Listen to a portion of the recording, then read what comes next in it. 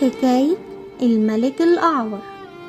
يحكى أنه في يوم من الأيام كان هناك ملك عظيم، ولكنه منذ زمن أصبح حزين، فلقد فقد إحدى عينيه في إحدى رحلات الصيد، ومن يومها وأصبح الملك ملك أعور.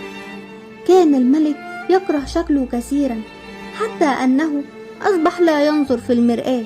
ومرت سنوات حتى نسي الملك شكله وما كان عليه.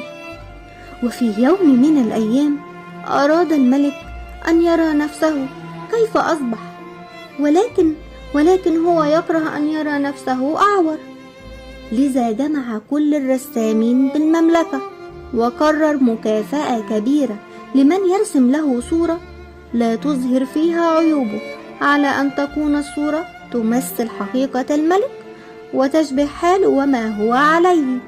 احتار الرسامين كثيرا، فكيف لهم أن يرسموا الملك الأعور بعينين وهذا سيتنافى مع الحقيقة؟ لذا عجز الرسامين عن رسم صورة للملك تداري عيوبه ولا تصفه بأنه أعور.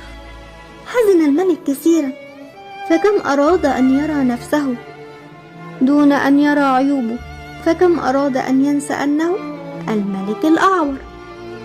وفي يوم من الأيام فاجأه أحد الرسامين وهو يقدم له صورة يظهر فيها الملك وهو يحمل بندقية صيد ويغلق إحدى عينيه استعدادا للصيد. فرح الملك كثيرا بالصورة، حيث أنها كانت تصف حقيقة الملك ولكنها تخفي عيوبه.